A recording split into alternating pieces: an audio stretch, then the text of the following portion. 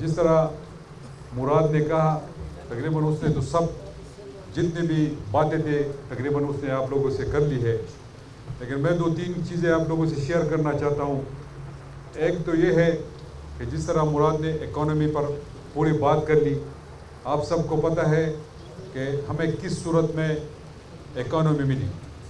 اگر کسی بندے کو ٹمپریچر ہو جائے تو تقریباً 6-7 دن اس کو ٹھیک ہونے میں لگتے ہیں۔ یہ تو انہوں نے ہمیں پورے کے پورے 22 کروڑ عوام اور ان کی اکانومی ایسے صورت میں جڑی ہے کہ اگر آپ کو اندرونی بات کا پتہ چل جائے تو آپ پتہ نہیں ان لوگوں کے ساتھ کیا کریں گے۔ لیکن اس کے باوجود جس طرح وہ اسمبلی کے فلور پہ بولتے ہیں ہمارے خلاف، جس طرح وہ جلسوں میں بات کرتے ہیں اور جس طرح وہ اپنی میٹنگز میں زبان استعمال کرتے ہیں، تو میرے خیال میں یہ بڑے بے شرم لوگ ہیں، ان کو شرم آنی چاہیے۔ اور یہ ایسے لوگ ہیں جنہوں نے اس ملک کا بیڑا غرق کر دیا ہے، جنہوں نے اکانومی کا بیڑا غرق کر دیا ہے، جنہوں نے اس ملک کو تباہ و برباد کر دیا ہے۔ لیکن شکر ہے کہ آج الحمدللہ عمران خان صاحب کی صورت میں آپ کو پرائم منسٹر ملا ہے اور ان کی ٹیم کے ممبران آپ کے سامنے کھڑے ہیں۔ انشاءاللہ اکانومی ٹریک پہ آ چکی ہے اور بہت جلد انشاءاللہ یہ ملک اپنے پاؤں پر کھڑا ہوگا اور انشاءاللہ ترقی کرے گا، اور جس مقصد کے لیے قائد اعظم رحمۃ اللہ علیہ نے اس ملک کو حاصل کیا تھا، انشاءاللہ وہ مقصد عمران خان کی قیادت میں ہم ضرور حاصل کریں گے۔ اس کے ساتھ ساتھ تقریباً کوئی 1 ہفتہ پہلے مراد کی ڈپارٹمنٹ کا پروگرام تھا، سی پیک کے حوالے سے حویلیہ مانسیرا ایبٹ آباد موٹر وے کی افتتاح ہونی تھی۔ جو سی پیک پروجیکٹ ہے جو پاکستان کے لیے ہے اور پاکستانیوں کا پیسہ ہے اور پاکستانیوں پر وہ پیسہ لگنا ہے، تو کچھ ان کے کارندے آئے تھے، وہ احتجاج کر رہے تھے کہ یہ نواز شریف صاحب کا پروجیکٹ تھا اور افتتاح عمران خان صاحب کر رہے ہیں۔ میں ان لوگوں سے کہنا چاہتا ہوں، یہ پیسہ تمہارے باپ کا تھا، یہ نواز شریف کے باپ کا تھا کہ یہ پاکستانیوں کا پیسہ تھا؟ یہ پاکستانیوں کا پیسہ تھا اور پاکستانیوں پر لگنا تھا، تو یہ تو اتنے بے شرم ہے۔ دوسری طرف مولانا صاحب کو دیکھ لیجیے، میں نے پرائم منسٹر صاحب سے کہا تھا کہ ہم نے آپ کو مہمان بھیج دیا اور آپ نے دوبارہ ہمارے اوپر اس کو پھینک دیا، تو بہرحال وہ تقریباً 4-5 دن مین روڈ بلاک کرتا رہا اور اس کی پتہ نہیں کہ اس کو سمجھ نہیں آ رہی ہے کہ اب کیا کرے وہ، جس طرح مراد نے کہا کہ اس کو اب سمجھ نہیں آ رہی کہ وہ کیا کرے۔ تو میں مولانا صاحب سے یہ بات کہنا چاہتا ہوں کہ 5 سال انتظار کریں اور انشاءاللہ اگلے 5 سال بھی پاکستان تحریک انصاف کی ہوگی اور عمران خان انشاءاللہ اس ملک کا پرائم منسٹر رہے گا۔ پھر کچھ لوگ آئے، انہوں نے یہاں پر جلسہ کیا مٹا میں، آپ لوگوں نے دیکھا تھا اس جلسے کو، نہ دیکھا تھا اس جلسے کو؟ سارے ملکن ریجن سے لوگ آئے تھے، 1200 کے قریب لوگ نہیں تھے، اور یہاں کی بھی وہ جو کہتے ہیں کہ خپل خاور و خپل اختیار، جنہوں نے اس ملک کو بھیجا تھا وہ بھی ان کے ساتھ شامل تھے اور انہوں نے بھی ان کا ساتھ دیا تھا، لیکن 1200 کے قریب ان کے پاس بندہ نہیں تھا۔ انشاءاللہ اگلی دفعہ جب میں آؤں گا مٹا یا سوات تو ہم جلسہ کریں گے اور ان کو بتائیں گے کہ جلسہ کس طرح ہوتا ہے۔ اور یہ میں بھی بتانا چاہتا ہوں ان لوگوں کو، انہوں نے اعلان کیا ہے کہ ہم جلسے کریں گے، آپ لوگ 5-6 پارٹیاں مل کے جلسے کریں اور انشاءاللہ اگلے دن ہم جلسہ کریں گے، ہم آپ کو بتائیں گے کہ جلسہ کس طرح کرتے ہیں لوگ۔ داغین ورسته وزراشم د سوات په حواله سره د صوبې د ترقۍ په حواله سره کوم لوزونه چې موږ تاسو سره کړي، مراد په سره خبرې وکړې د ډیولپمنټل کارونو په حواله سره۔ نن دلته د NRC د زنانو سټیشن باقاعده پرانسته وشوه۔ زه ډایرکټر صاحب شکریه ادا کوم چې خپله دلته موجود دی، او خاص کر د مراد صاحب شکر گزار یم ځکه دا فیډرل سبجیکټ دی او هغه په دې کې چې کوم کردار ادا کړی هغې نن هغه میوه تاسو ته میلاو شوه۔ دا د دې خلکو یو خواهش او یو ضرورت و دې علاقې چې دلته خامخا د فیمیل سینټر کولاو شي چې زنانو ته کم په شناختي کارډ جوړولو کې کم تکلیف وي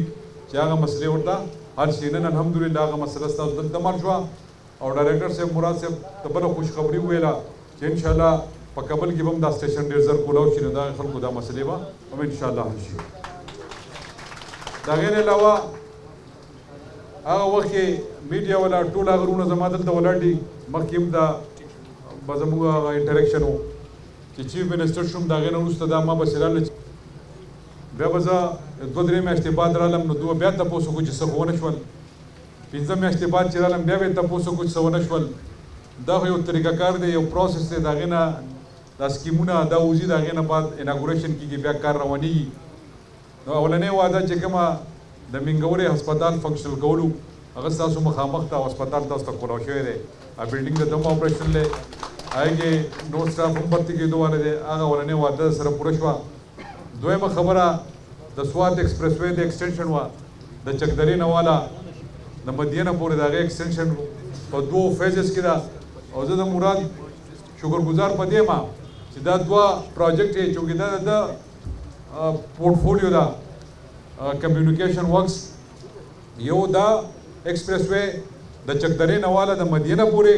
او بله د پېښور نه والا د ډي آی خانه پورې دا 2 ایکسپریس وی موږ په سی پیک کې د دوی په مدد سره اچولي دي او انشاءالله هغې باندې هم ډېر زر کار شروع شي هغې اناګوریشن ته به پرایم منسټر راولو د خیره سره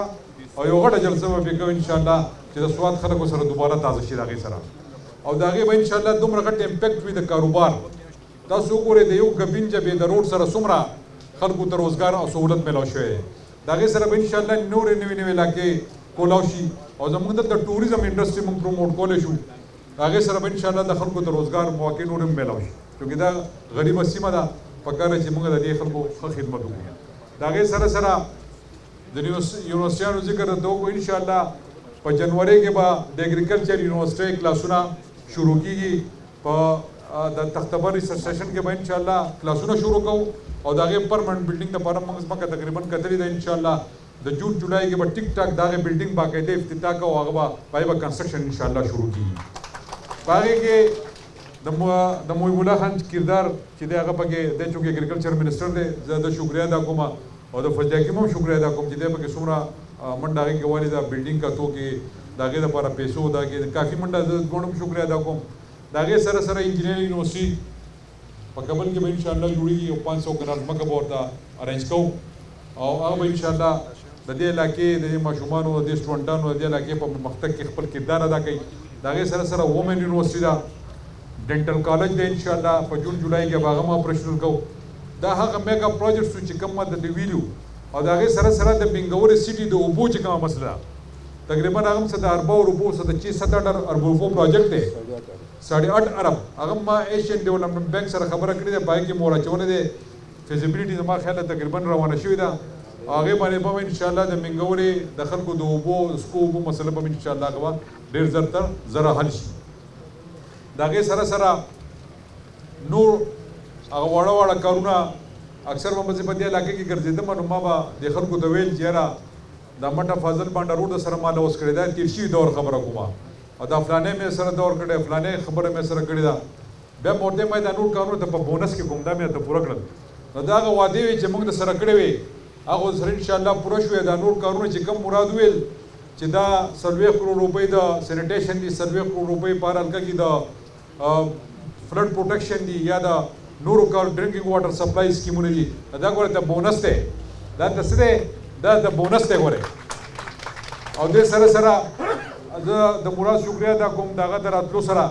چې کوم د ان ایچ اے د کالامپور روډو هغه به خلکو به ډېر دغه کوو هغه ډېر د تیزۍ سره تاسو کتلی دی تقریبا روان شوی دی رسېدلی دی د هغې سره سره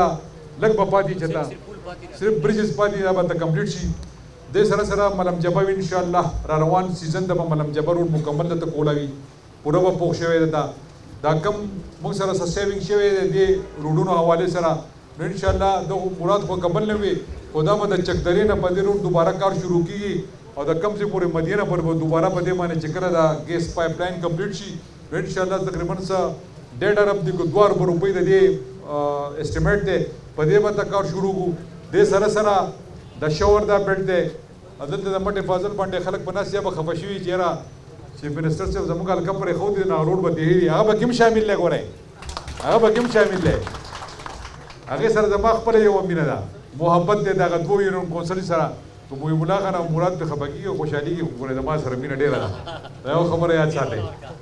د هغې نه علاوه د صخرې روډ هم ما په هغې کې ور اچولی دی په هغې به ته دوباره ترکولو شي او په هغې کې سره دلته میا شرف اتري ناستي د دا الکدا کو نه د خو پته میادم روډ مې پکې ما چولې دی د میادم روډ به ان شاء الله ترکول شي دا غي سره سره شپږ کالجونه به ان شاء الله په سواد کې جوړي شپږ کالجونه په مختلفو ځینو کې د مټي هسپتال اپګریډ شوی دی سبب ان شاء الله د کابل هسپتال افتتاح کیږي دا غي اپګریډیشن شوی دی نور سره سره سکولونه هسپتالونه چې څومره دلته انفراسټرکچر دی به دم جوړیږي چې څومره هیومن ریسورس کمی دی ان شاء الله هغه به دم پوره کیږي د سره سره زه یو دوه خبرې نور کول غواړم چې میډیا ولاړه دی بیچاره کارونه سواد ترل دغه شان دا روان بجټ کې به د هر ضلع لپاره یو میگا پروجیکټ اچو چې خلکو ته پته ورغی چې په هر ضلع کې یو میگا پروجیکټ وشو او همیشه لپاره زموږ د ساوثرن بیلټ چې دی د پېښور نه والا ډي ای خان پورې دا همیشه لپاره داسې دغه پاتې شوی دی دا واحد صوبایي حکومت دی زموږ د راتلو سره ما مراد مشوره وکړه موږ پې کېناستو چې دې ته هم یو ایکسپریس وے پکار ده او هغه ایکسپریس وے به ډایرکټ یارک ډي ای خان دی هغې سره ټچ کېږي سی پیک روډ به انشاءالله د هغې سره ټچ کېږي نو دې خلکو ته به هم دا مؤثراتي نظام به هم ټیک شي او کاروباري هب به هم انشاءالله هلته جوړ شي او د هغې سره سره تر اوسه پورې چې څومره پاکستان وجود دی 70-71 سال زموږ سره 10 لکه ایکړه ځمکه چې ده دا انډر کلټیویشن ده لکه بیا فصل مونږ لګوي مونږ سی پیک کې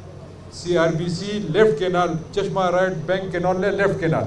هغه مونږ په سی پیک کې ور واچو چې د هغې سره به انشاءالله 3 لکه ایکړه ځمکه به ورسره راشي ایریګیټ شي د خلکو ژوند به ورسره هم ښه شي او زموږ د صوبې د غنمو ضروریات به انشاءالله پوره شي نو په 70 سال کې